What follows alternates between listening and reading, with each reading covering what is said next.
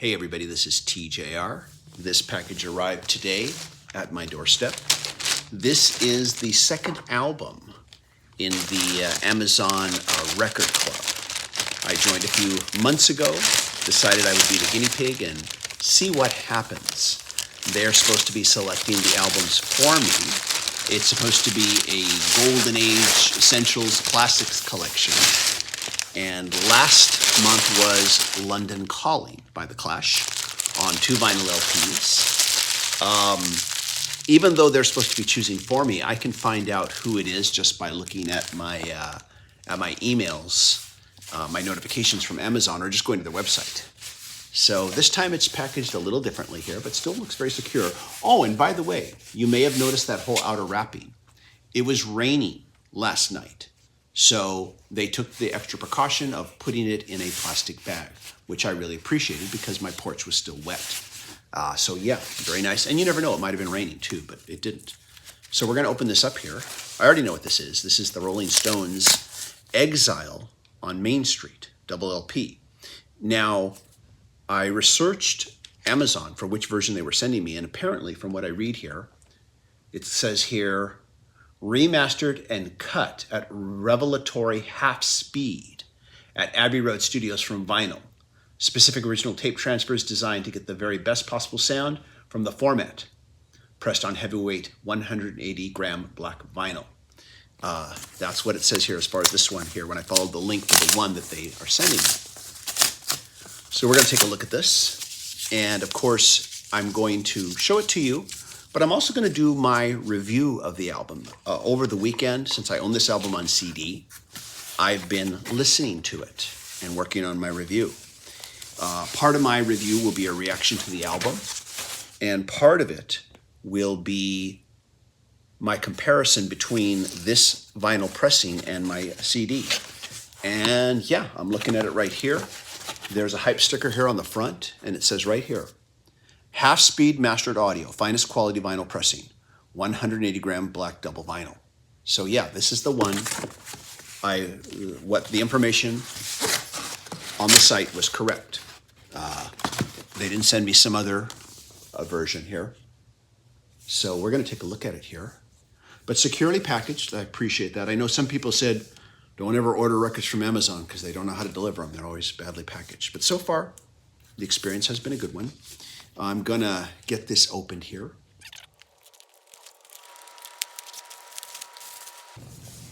Okay, here it is, unwrapped.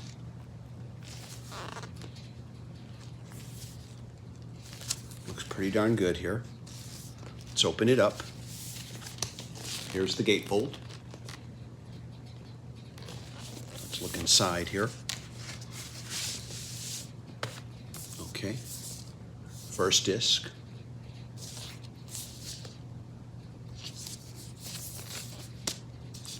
Let's give the vinyl just a quick look. I know it's not colored vinyl. I'll be surprised if it is. No, it's regular black vinyl. Looks good. Okay. Let's look on the other side here. Okay. And okay. There's the sleeve. This all looks good. Yep. That looks good too. No other Gugas, so this particular version is not a replica of the original LP version, completely a replica.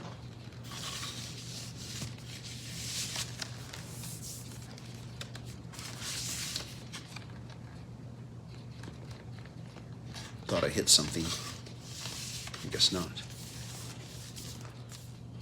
So this looks good, no issues. The proof is going to be in the pudding. We're going to have to listen to it. This is my CD version here that I purchased used. It replicates the original album packaging, which is like this, and then everything comes out here on the side. Let's see here.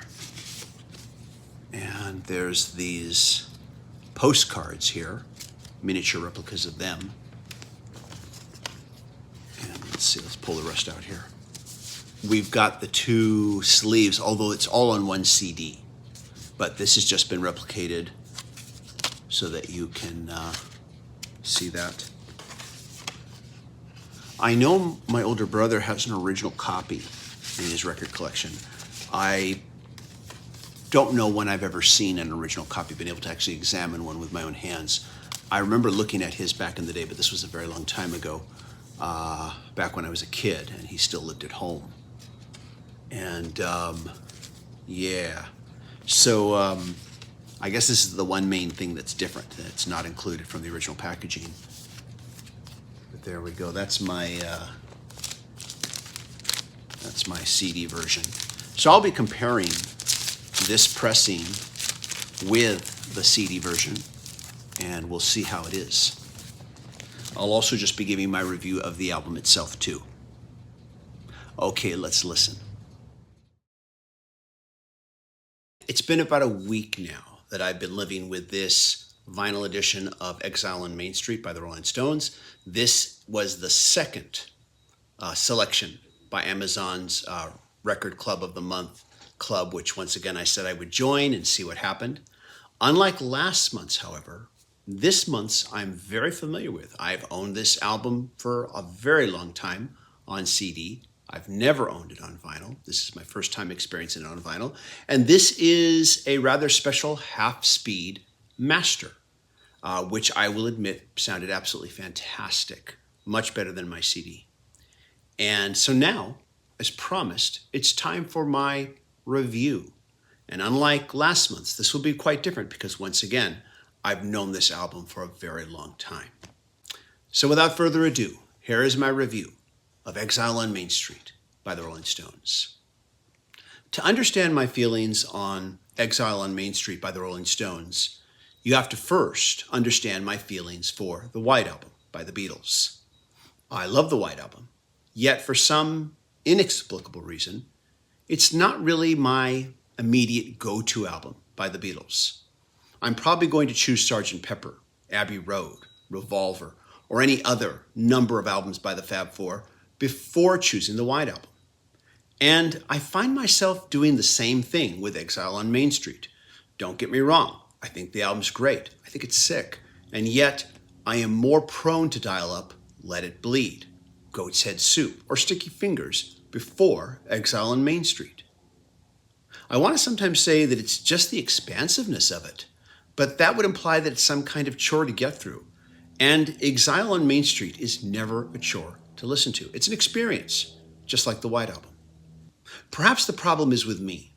Perhaps there is only so much too cool for the room rock and roll injection that a guy can take in a single sitting. And again, this gets me thinking about the similarities between these two classic albums by two of the biggest bands in rock history. Both are expansive double albums in their scope of musical territory, but there are other comparisons I could make as well. Both albums feature their respective bands willing to be a bit more loose and irreverent than we normally get to hear them, and when they are irreverent, there is still a dark undertone of menace to all of it. And if you don't think the Stones are irreverent on this album, listen to Turd on the Run. The White Album has the Beatles jumping from one style of music to another, almost aimlessly.